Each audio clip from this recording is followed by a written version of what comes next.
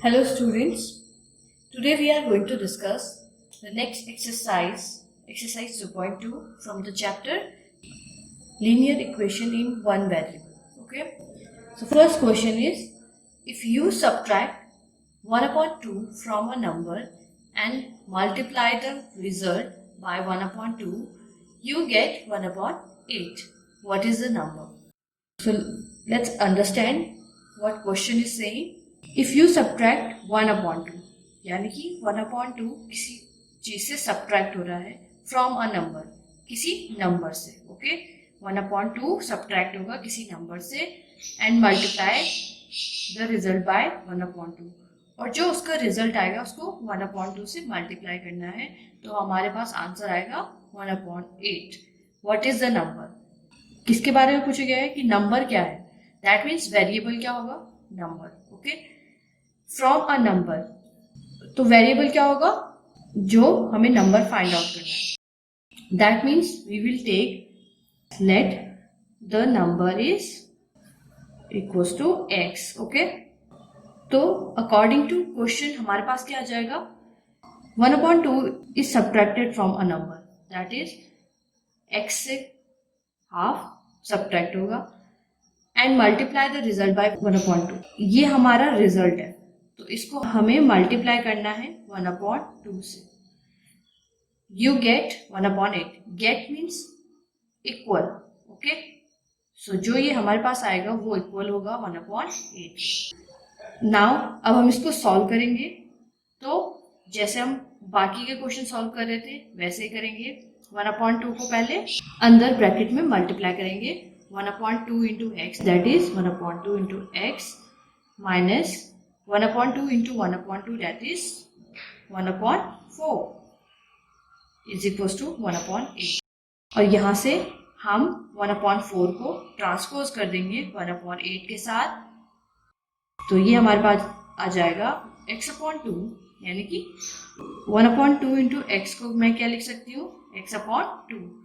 तो ये हमारे पास आ जाएगा x/2 इज इक्वल टू, ये माइनस का है तो इधर जाके प्लस आ जाएगा 1/8 प्लस 1/4. अब हमें इसका एलसीएम फाइंड आउट करना है. 8 और 4 का एलसीएम होता है 8. तो 4 को हमें 8 बनाने के लिए क्या करना पड़ेगा? 2 से मल्टीप्लाई. सो 2 से मल्टीप्लाई करके हमारे पास क्या आ जाएगा? x/2 1/8 plus 2/8. Okay, now x/2 is equal to 2 plus 1, 3/8. Okay, now यहाँ से हम x को ट्रांसपोज करेंगे इधर, क्योंकि यहाँ पे डिवाइड में है तो यहाँ जाके मल्टीप्लाई हो जाएगा. सो ये हमारे पास आ जाएगा x is equal to 3/8 multiply with 2. यहाँ से 2 से हम 8 को कैंसिल आउट कर देंगे 4 टाइम्स और हमारा आंसर आ जाएगा 3/4. दैट मीन्स जो वो नंबर है वो होगा 3/4. Okay, now let's come to the next question. The perimeter of a rectangular swimming pool is 154 metre. Its length is 2 metre more than twice its breadth. Okay, what are the length and the breadth of the pool? Okay, so एक कोई swimming pool है rectangular type का. इसका perimeter यानी कि इसके चारों तरफ की लंबाई, टोटल लंबाई कितनी है? 154 मीटर. अब कहा गया है इसकी लेंथ है 2 meter. 2 metre more than twice its breadth. तो यही हमें इक्वेशन फॉर्म में लिखना है. So what are the length and breadth of the pool? तो हमें लेंथ और ब्रेथ फाइंड आउट करना है, यानी कि इन दोनों में से हमें एक चीज को वेरिएबल लेना है. क्यों? क्योंकि हमारे पास लेंथ दिया है, length is 2 metre more than twice its breadth. Okay, so let's take breadth is equal to x. Let breadth equal to x. Okay, अगर ब्रेथ x है तो लेंथ क्या हो जाएगा? 2 मीटर मोर. 2 मीटर मोर यानी कि प्लस 2 प्लस हो रहा है more than twice its breadth. Then twice its breadth. Breadth कितना है? x. Okay, that means length हमारे पास आ गई 2 + 2x. ओके, अब हमें फाइंड आउट करना है x की वैल्यू ताकि हमें ब्रेथ और लेंथ दोनों पता चल जाए. इसके लिए हमारे पास क्या दिया है कि पेरीमीटर है 154. सो पेरीमीटर क्या होता है? पेरीमीटर होता है सम ऑफ ऑल द साइड. और रेक्टेंगल का पेरीमीटर क्या होगा? 2 × L, यानी कि लेंथ प्लस ब्रेथ. ओके, सो 2 लेंथ क्या है? 2 + 2x और ब्रेथ क्या है? +x. ओके, नाउ सॉल्व करेंगे और पेरीमीटर की जगह हम 154 लिख देंगे. That is 154 meter. Okay, now 2 का मल्टीप्लाई अंदर कर दो तो 2 × 2 = 4 + 4x + 2x. नाउ 4 कांस्टेंट है तो कांस्टेंट के साथ आएगा. सो 154 - 4 और ये हमारे पास आ जाएगा 4 + 2 6x. Now 150 = 6x. यहां से हम 6 को यहां ट्रांसपोज करेंगे तो x की वैल्यू हमारे पास आ जाएगी 150/6, that is 25. Okay, so x = 25. अब हमें x पता है क्या है, तो लेंथ क्या हो जाएगा? Length = 2 + 2x, that is 2 + 2 × 25. और ये हमारे पास आ जाएगा 2 + 50, that is 52. So length = 52 and breadth = 25 meters. Okay, so this is how we find the answer of such type of questions. Now let's come to the question number 3. The base of an isosceles triangle is 4/3 centimeter. The perimeter of the triangle is 4 2/15 centimeter. What is the length of either of the remaining equal sides? So isosceles triangle क्या होंगे? Isosceles triangle होता है a triangle which has 2 equal sides and 1 is odd. That means 2 side equal होती है और 1 side different होती है. So question में क्या कह रहा है? The base of an isosceles triangle is 4/3 centimeter. That means अगर ये बेस है तो ये 4/3 centimeter है. The perimeter of the triangle is 4 2/15. So perimeter कितना है? 4 2/15, that is इन तीनों का sum. What is the length of either of the remaining equal side? अब हमें इन दोनों का लेंथ फाइंड आउट करना है. फाइंड आउट क्या करना है? इनको. So let one of the equal side is equals to x. Okay. Now perimeter क्या होता है? Perimeter of isosceles triangle is sum of all sides. Okay, तो क्या हो जाएगा? x plus x plus और तीसरी जो बेस वाली साइड है वो क्या है? 4/3. x plus x क्या है? ये दोनों साइड्स जो इक्वल हैं और तीसरी साइड हमें दी है दैट इज 4/3. पेरीमीटर दिया है कितना है? 4 2/15. सो इस फ्रैक्शन को हम सिंप्लीफाई करेंगे तो ये हमारे पास आ जाएगा 62/15. ओके, और यहाँ हमारे पास आ जाएगा 2x + 4/3. तो ये हमारे पास इक्वेशन का फॉर्म जनरेट हो गया. अब इस इक्वेशन को जैसे हम इक्वेशन सॉल्व करते हैं वैसे ही सॉल्व करेंगे ट्रांसपोज करके. तो यहाँ से हमारे पास जो x की वैल्यू आ जाएगी वो आएगी 7/5 सेंटीमीटर. ओके, दैट मीन्स जो इक्वल साइड है उनकी कितनी आ जाएगी length? 7/5 centimeter. Okay, now let's come to the question number 4. Sum of two number is 95. किन्हीं दो नंबर का सम क्या है? 95 है. If one exceed the other by 15, अगर जो पहला नंबर है या उनमें से जो एक नंबर है वो दूसरे से 15 ज्यादा है. Okay, find the number. तो हमें नंबर्स को फाइंड आउट करना है. सो लेट्स से कोई एक number, one of the number is x. Okay, suppose one of the number is x. तो दो में से जो एक नंबर है, सपोज वो x है. Okay, and another number is, अगर एक नंबर x है तो दूसरा नंबर क्या हो जाएगा? एक्सीड्स, यानी कि 15 ज्यादा है उस नंबर से. That mean x plus 15. Okay, so other number मैंने ले लिया है x plus 15. So according to question क्या हो जाएगा? इन दोनों का सम हमारे पास 95 है. That means x plus 15 is equal to, ये एक नंबर है और ये दूसरा नंबर है. सो इन दोनों का सम कितना है? 95. ओके, ये हमारे पास क्वेश्चन में दिया है. नाउ x प्लस x कितना हो जाएगा? 2x plus 15 is equal to 95. Now transpose 15 to the RHS, तो क्या हो जाएगा? 2x is equal to 95 minus 15. So x is equal to 80. 2x is equal to 80. So x क्या आ जाएगा? 80/2, दैट इज 40.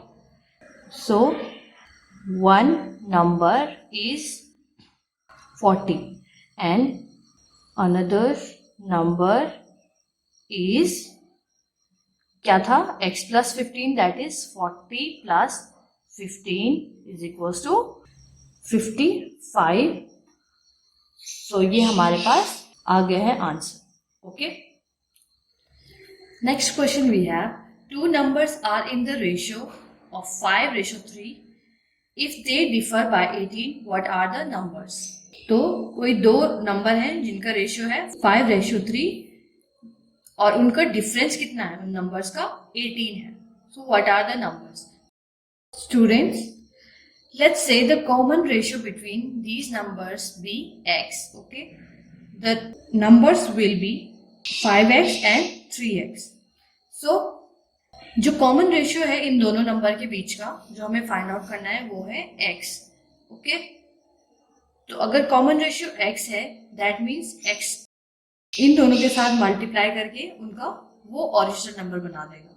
ओके, सो वो नंबर हमारे पास हो जाएगा 5x and 3x.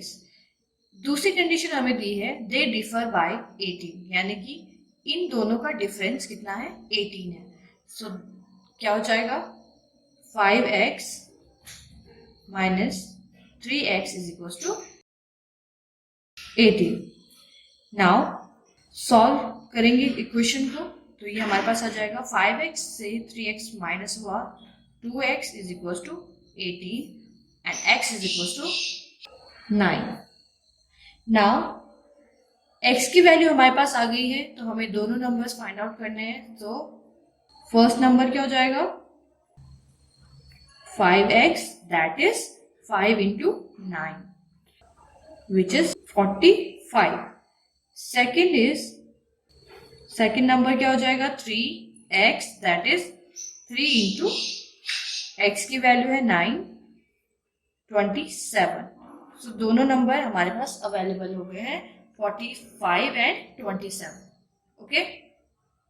Next question is, 3 consecutive integers add up to 51. What are these integers? तो 3 consecutive integers, consecutive मतलब होता है एक के बाद के एक. जैसे 3 के बाद 4 आता है, 4 के बाद 5 आता है, वैसे ही कोई 3 इंटीजर्स हैं जिनका ऐड कितना है? 51. सो हमें इंटीजर्स फाइंड आउट करने हैं. Let's take first integer is x.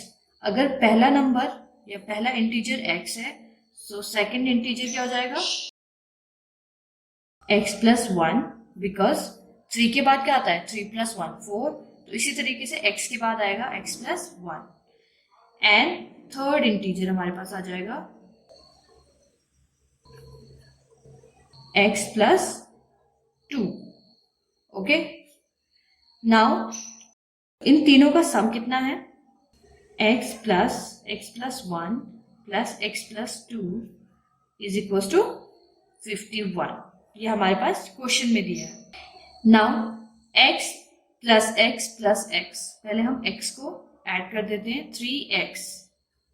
Okay, now constant हमारे पास बचे हैं 1 एंड 2, तो प्लस हो जाएगा, प्लस 1 है प्लस 2 है तो 3 इज इक्वल टू 51. और यहां से हम इसको सॉल्व करेंगे तो हमारे पास x की वैल्यू आ जाएगी 16. Okay, so first consecutive number हमारे पास आ गया है 16. देन नेक्स्ट क्या आ जाएगा, x plus 1 that is 17. Okay, and the last of these 3 number is x plus 2 that is 18. Okay, so ये हमारे पास आ गए हैं 3 consecutive numbers. Okay, next question we have, the sum of 3 consecutive multiple of 8 is 888. Find the multiples. So क्या हो जाएगा, consecutive मैंने बताया था x plus 1 x plus 2, so 8 का multiple है, so 3 consecutive multiples of 8 क्या हो जाएंगे, 8 into x, 8 into x plus 1 and 8 into x plus 2. Okay, now अब इन तीनों का सम कितना है, 888. That means 8x plus 8x plus 1 plus 8 into x plus 2 is equal to 888. और यहां से हमारे पास आ जाएगा 8x plus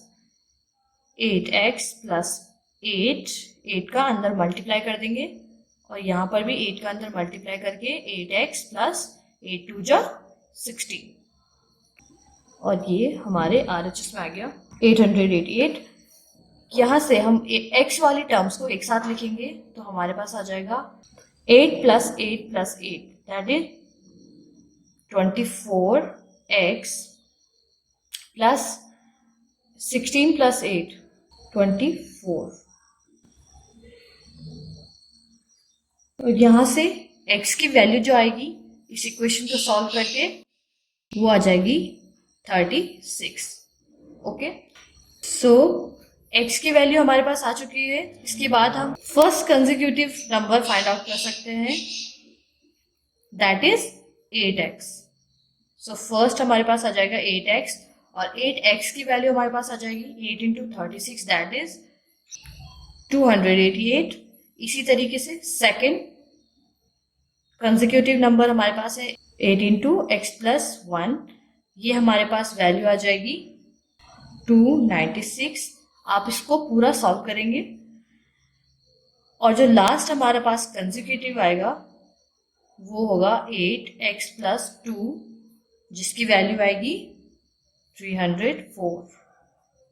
okay, next question we have 3 consecutive integers are such that when they are taken in increasing order and multiplied by 2, 3 and 4 respectively, they add up to 74. Find these numbers.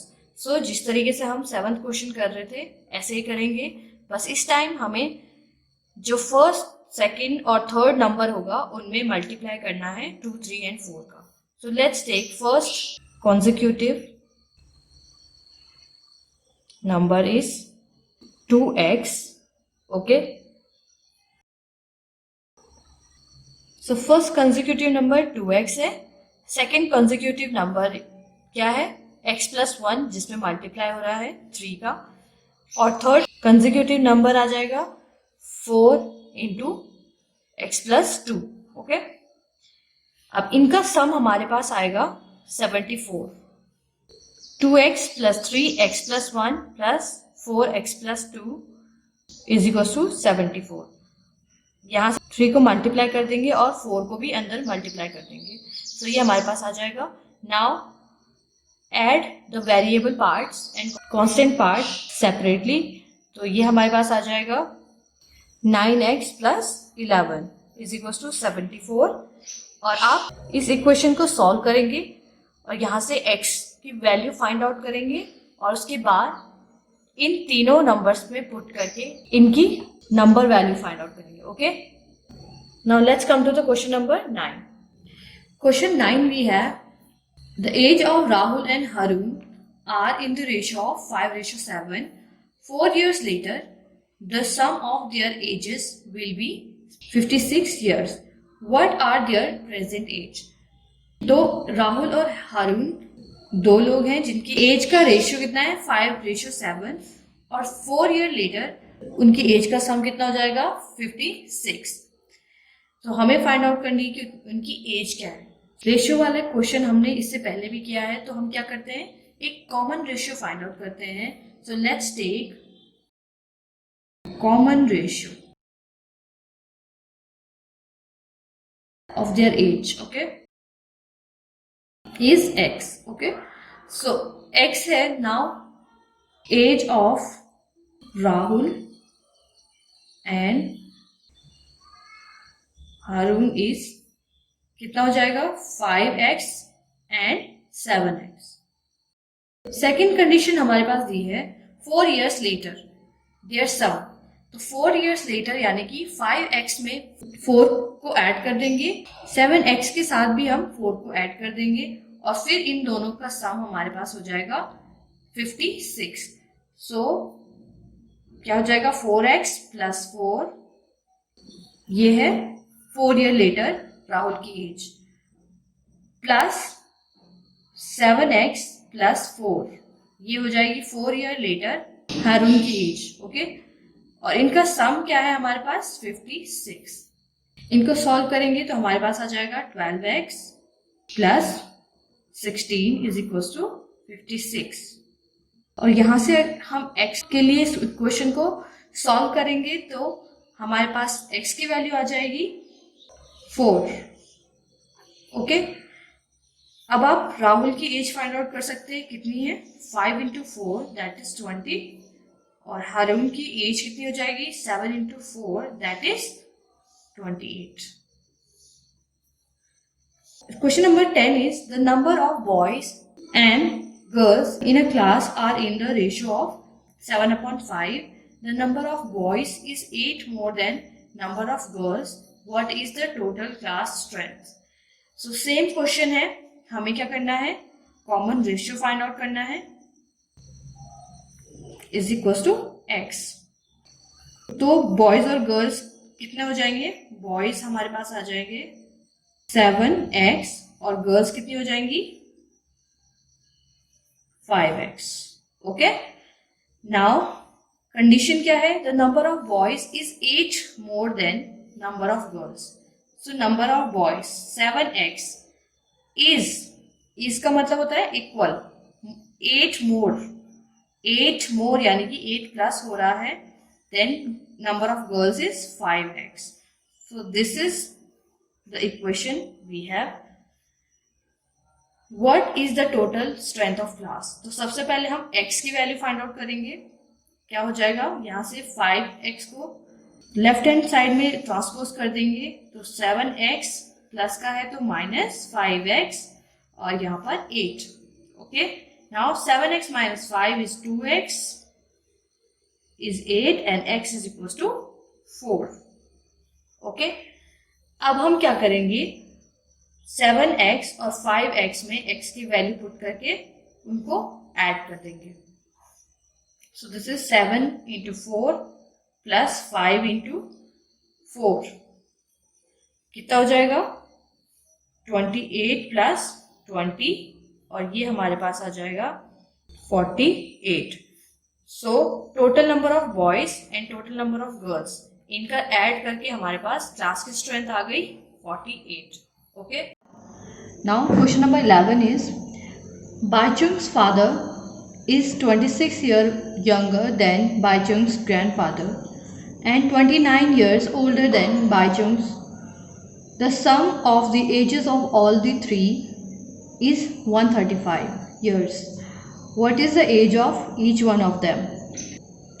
So question के अंदर है बाइचुंग उसके father और उसके grandfather हैं जिनकी as के बारे में बताया गया है. बाइचुंग के फादर की age let the age of Bhaichung. So let the age of Bhaichung's father is x. Okay, अब क्वेश्चन में कहा गया है कि बाइचुंग के फादर 26 ईयर यंगर हैं बाइचुंग के ग्रैंडफादर से. दैट मीन्स वो 6 ईयर छोटे होंगे बाइचुंग के ग्रैंडफादर से या अपने फादर से. सो हम क्या कह सकते हैं that the age of grandfather is x plus 26. Okay, means अगर बाइचुंग के फादर x हैं तो बाइचुंग के ग्रैंडफादर x plus 26 होंगे. And age of Bhaichung is equals to, इसके लिए हमारे पास यह है 29 years older than Bhaichung. Bhaichung के जो फादर है वो 29 ईयर ओल्डर हैं बाइचुंग से. दैट मीन्स बाइचुंग अपने फादर से कितने ईयर छोटे होंगे? 29. Okay, so Bhaichung is 29 year younger than his father. Okay, now we have age for Bhaichung's father, Bhaichung's grandfather and Bhaichung. Now let's come to the question. According to the question the sum of the ages of all the three is 135. Okay, so according to question x plus 26 plus x minus 29 is equals to how much? 135. Now solve this equation. X plus x that is 3x plus we have 26 and minus 29. So ये हमारे पास आ जाएगा -3 is equals to 135. Or we can write it 3x minus 3 is equals to 135. Now transpose -3 from LHS to RHS. So 3x is equals to 135 plus 3. So यहाँ पर हमारे पास आ जाएगा 3x is equals to 138 और यहाँ से x की वैल्यू हमारे पास आ जाएगी 46. ओके, 3 को ट्रांसपोज करके डिनोमिनेटर में चला जाएगा और वो 46 हमारे पास x की वैल्यू आ जाएगी. नाउ यहाँ से हमारे पास फादर की एज आ जाती है x that is 46 years. Grandfather की एज कितनी होगी? x plus 26 that is 46 plus 26 और ये हमारे पास आ जाएगा 72 ईयर्स. एंड बाइचुंग की एज आ जाएगी x minus 29 that is 46 minus 29 17. So this is the answer and the age of Baichung, his father and his grandfather. Now question number 14. Lakshmi is a cashier in a bank. She has currency notes of denomination rupees 100, 50 and 10 rupees respectively. The ratio of the number of 3 notes is 2:3:5. The total cash with Lakshmi is 4 lakh. How many notes of each denomination does she have? So Lakshmi एक bank cashier है जो पैसे customer से लेके जमा करती है. उसके पास डिनोमिनेशन यानी कि मुद्रण, जो नोट के ऊपर नंबर पड़े होते हैं, 100 का नोट है, 50 का नोट है, 10 का नोट है, उसे कहते हैं डिनोमिनेशन. नाउ उसके पास 100, 50 एंड 10 के नोट्स हैं और वो किस रेशो में है? 2:3:5. और उसके पास इन नोट्स की जो टोटल अमाउंट है वो है 4 लाख। ओके, अब हमें फाइंड आउट करना है कि how many notes she have with each of the denomination, हर एक नोट के कितने कितने नोट उसके पास है। Okay, so let's solve the question. Let's say common ratio, the common ratio is x। Okay, तो नंबर ऑफ नोट्स कितने हो जाएंगे? 3। Number of notes of ₹100, ₹50 and ₹10 कितने हो जाएंगे? 2x, 3x and 5x। हमें पता है नोट्स कितने हैं। Okay, now let's the amount of ₹100 note, जितने 100 रुपये के नोट हैं उसकी टोटल अमाउंट कितनी है? तो ये हमारे पास हो जाएगा, जितने नंबर ऑफ नोट होंगे उसको मल्टीप्लाई करेंगे उसकी वैल्यू से। सो 2x multiply with 100 that is 200x।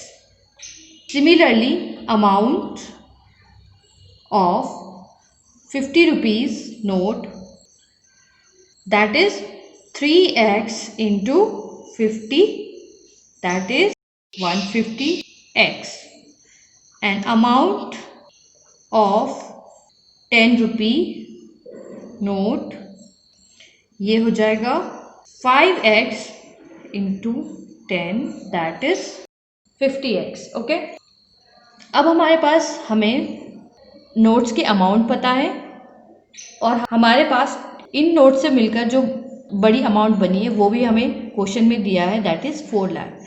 So according to question 200x plus 150x plus 50x is equal to 4 lakh. Okay, और यहाँ से ये हमारे पास ऐड होके आ जाएगा 400x is equal to 4 lakh और x की वैल्यू आ जाएगी 1000। अब हमें पूछा है how many notes of each denomination does she have, हर एक डिनोमिनेशन के कितने नोट उसके पास है। ओके, सो 100 के कितने नोट होंगे? तो उसके लिए हो जाएगा, कितने रेशियो में थे? 2, 3 और 5 में। सो 2x आया था 2 into 1000, दैट इज 2000 नोट्स उसके पास 100 के हैं। 50 के notes 3 into 1000, 3000 notes, and 10 rupees के जो नोट्स होंगे वो होंगे 5 into 1000, दैट इज 5000। सो ये हमारा आया answer. Okay, now let's come to the question number 15। Question number 15 I have a total of 300 rupees. मेरे पास टोटल कितने रुपीज़ हैं? 300 in coins of denomination 1 rupees, 2 rupees and 5 rupees. तो मेरे पास डिनोमिनेशन जो कॉइन में है वो है 1, 2 एंड 5 के, और इन तीनों के जितने भी कॉइन्स हैं उन सब का सम 300 रुपीज़ है। The number of 2 rupees coin is 3 times the number of 5 rupees coin. जो 2 रुपीज़ के कॉइन हैं वो 5 रुपीज़ के कॉइन के 3 टाइम्स है। The total number of coins is 160, और इन तीनों कॉइन्स की जो टोटल नंबर कॉइन्स हैं वो 160 है। How many coins of each denomination are with me, तो हमें बताना है कि मेरे पास कितने कॉइन्स हैं हर एक डिनोमिनेशन के। Okay, just like previous question we have to find the each denomination and number of coin। so सबसे पहले हमारे पास की यहाँ पर है that number of 2 rupee coin is 3 times number of 5 rupee coin, that means let the number of 5 rupee coin how much? X। okay, सो 2 रुपी के number of 2 rupee coin कितना हो जाएगा? 3 times of 5 rupee coin, that is 3x. Okay, now number of 1 rupee coin कितने हो जाएंगे? अब हमारे पास 1 रुपी के बारे में इंफॉर्मेशन नहीं है, बट यहाँ पर लिखा है that total number of coins कितने हैं? 160. दैट मीन्स अगर मैं टोटल में से इन दोनों को माइनस कर दूँ तो मेरे पास 1 रुपी के कॉइन्स आ जाएंगे. This is 160 minus x plus 3x. Okay, or we can say that this is 160 minus 4x because मैंने इन दोनों को ऐड कर दिया है. Now amount of rupees 1 coins is 1 into value कितनी है 1 और हम माइनस करेंगे, वैल्यू है 1 और हम मल्टीप्लाई करेंगे नंबर ऑफ कॉइन्स से, that is 4x, and this is 160 minus 4x. Now amount of 2 rupee coin, so 2 से मल्टीप्लाई करेंगे नंबर ऑफ कॉइन्स को, that is 3x. So here we have 6x. Now amount of 5 rupee coin is 5 से multiply करेंगे x को, so this is 5x. Now question में दिया है, according to question in सब का सम जितने भी अमाउंट आए हैं ये सारी अमाउंट मिलके 300 है. So I will write 160 minus 4x plus 6x plus 5x is equal to 300. और इस इक्वेशन को सॉल्व करके हमारे पास x की वैल्यू आ जाएगी 20. ओके, नाउ अब हमारे पास x की वैल्यू है तो हम 1 रुपीज़ के कॉइन को फाइंड आउट कर सकते हैं. नंबर ऑफ 1 रुपी कॉइन कितने हो जाएंगे? 160 माइनस 4 इंटू 20 दैट इज 80.